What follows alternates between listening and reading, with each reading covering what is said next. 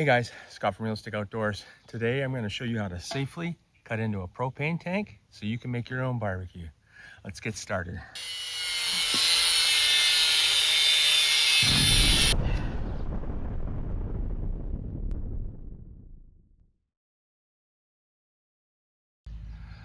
Okay, maybe let's not do it that way. Okay, all kidding aside, you want to make sure that you have a valve like this or a good bleed valve that you can open up for a couple of days to make sure all the pressure is out. And once it's open, you want to fill it with soapy water for a couple of days and swish it around quite often before you begin. Be very, very careful. Now, I tried my recip saw and I did like it. So I brought out my grinder with a grind off or a cut off wheel, and it made short order of this. So I just took the top off and the bottom legs, and I was going to use these for handles, but then I decided to make my own out of some 18th inch steel rod that I found laying around. So I took the bottom stand off as well. Once that was off, I was able to start cleaning up the actual grinds and make it so that it's paintable, nice and easy to paint. And they're just using my flap disc, clean it up as best as I can.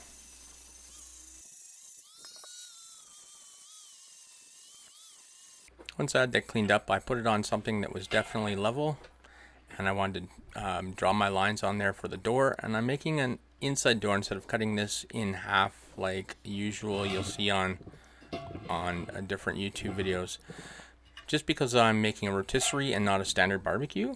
So I found the level, I used my own level, and I drew a line in the position where the start would be, and then I just kind of hand penciled it in, just kind of marking the sides just best I could, rolling it along and just drawing. Once I did that, I cut out the top, which would be the top of the opening first, with my cut-off saw on the grinder, or cut-off wheel on the grinder, and then I attached my hinges right away, because it's best to attach them now before you actually try and take the whole thing apart.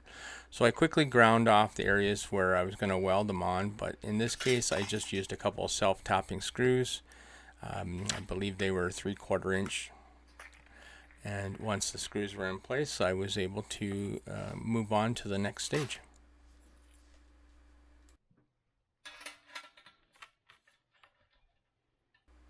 I measured from both sides to make sure that the hinges were going to be in the exact same spot. And then I went ahead and used my impact driver and the 3/4 inch self-tapping screws to get them in place. And then I was able to move on to the next step.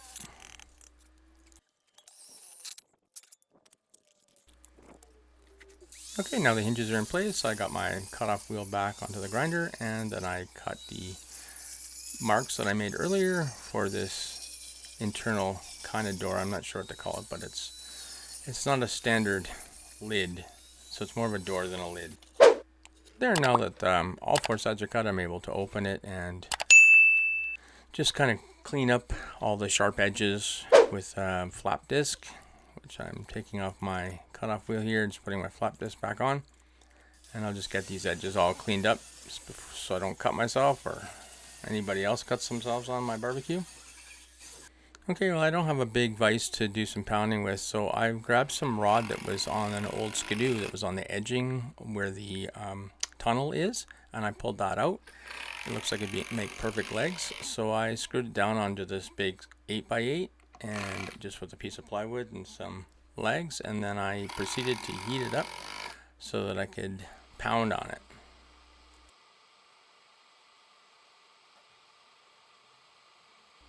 MAP gas would have worked a lot better, or a acetylene torch, but all I have is a small propane tank, so I just heated it up and was as patient as I could. It never got glowing red because the wood was obviously absorbing some of the heat, and you can see it smoking here. And then I was able to start pounding it and bending it into shape. Now it did work, so I'm not too upset about it.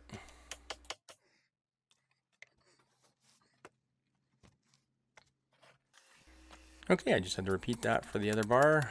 Heat it up, pound it out, change sides, heat it up, pound it out, And we'll have 2 sets of legs. Bingo!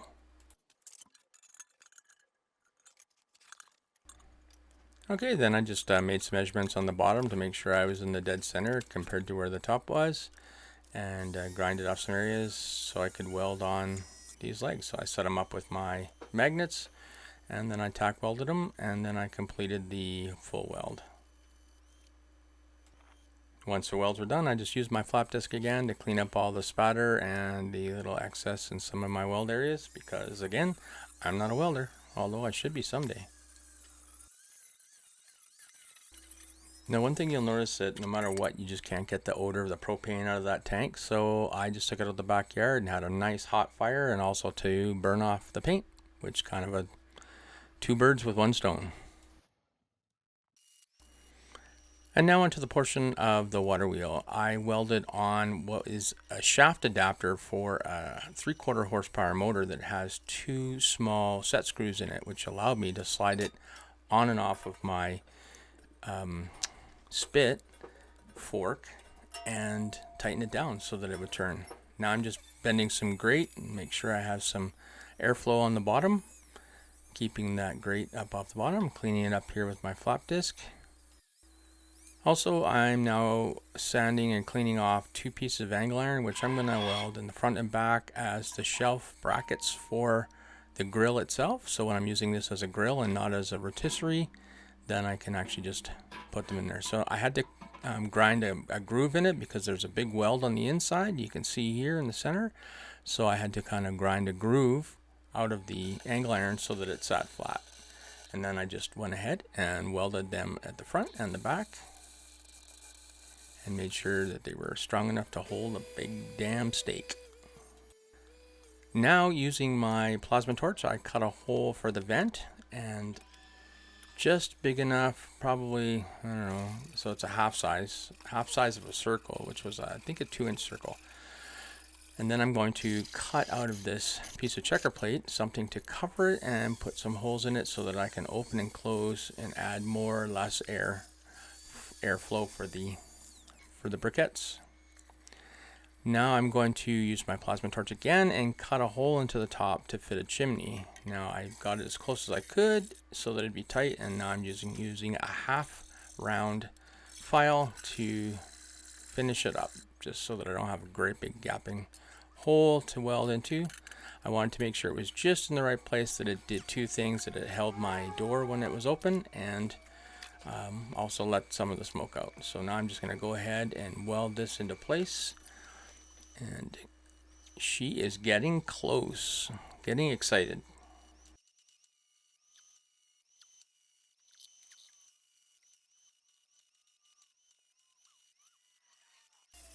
And like usual, just use my flap disc there to clean up the grinds, or the weld, sorry, and the spatter marks, just to make it a little easier for paint, so it'll smooth up nicely. Now I am using the same piece of checker plate, and I've cut a keyhole shaped cap on the top to make so I can hold the heat in or let the heat out. And I welded a nut onto the side, actually a nut and a bolt on the side of my chimney to house it, so that I actually had like a hinge or an axle to turn there you go, to turn it on and off. There, I'm just welding the actual bolt on now, and then I'll just replace it with that cap. Okay, now it's starting to come together. I got the wheel on, and you can see how the spit will rotate, but I'm gonna have to attach some cans to the wheel, so I'm gonna have to tear the tire off and put cans on it. And I'm going to, there's the adapter you can see on there now, with the set screw holes for holding it onto my rotisserie. Starting to look like a barbecue. Okay, now I'm going to clean this up with wax remover so I can give it a paint job. Make sure she's all cleaned. Just give it a quick spray. I'm using high heat, black, I think it's matte or flat. I think it's flat, actually. It sprays on nice and shiny. It looks really nice and shiny, but it does finish up kind of flat. So I sprayed this all up and let it dry. And once it was dry, I added this wood handle there from a cabinet area in the Home Depot. and then I put the grill back in place to check it out. The only thing left to do is light it up and test it. So I soak a paper towel with some vegetable oil, put it over top of my chimney, coal chimney, and it's mixed with some briquettes and some lump coal for extra heat. And once that was all good and hot, I added it to the barbecue itself and let it preheat. Once it was around 250 degrees, I brought out the rotisserie with the chicken already prepared.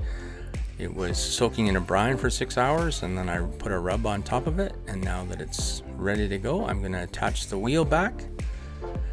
And once the wheel is on, there's me sliding the wheel on there now, and there's the cans that I attached. I put them on with a little bit of electrical tape and some zap straps to make sure that didn't fail. And now I'm just tightening the set screws, and now she's good to go. I have a small rod that directs the water, and I have a small pump that I got from Princess Auto. It's a bilge pump, and it's in a cooler just below, so then the water can recirculate itself. It'll pour into the can and then pour out of the can. Okay, now I have the water running. You can see it's pushing and filling the cans and turning the chicken nicely. So you'll see that it stalls here in a couple spots. There's a heavy spot, and I don't have a balance weight, so I ended up just adding a couple pieces of flashing onto the 2 or 3 cans that it slowed down on, just to make sure that it didn't fail or stop on that spot. Don't want to burn your chicken on one side, not after all this work. Okay, here's a really good shot of it in action. The water's pouring into the cans, and then it's pouring out at the bottom into my cooler. I just have an extra board there to protect it from splashing, and I've added some extra wood chips to give her a good smoke. So she was smoking nicely. Look at that. Oh my goodness, she's ready to go.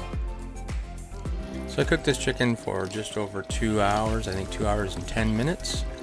And I checked its internal temperature at 74 degrees, and so I have ready to shut it off here. So I just unplugged the pump, and now all I have to do is use the 2 set screws, remove this wheel, and then pull off the rotisserie and head it in to serve.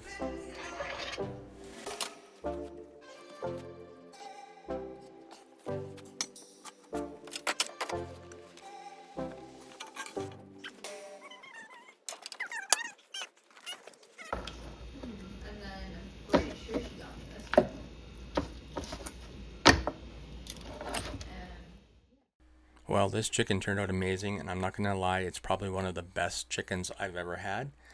So this propane barbecue water-powered rotisserie turned out amazing, and thank you guys for watching, and I hope that you guys get a chance to make one.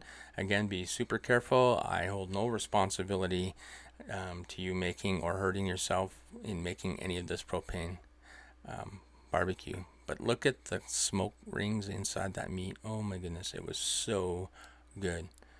All right, I'm Scott from Real Estate Outdoors. Thanks for hanging out.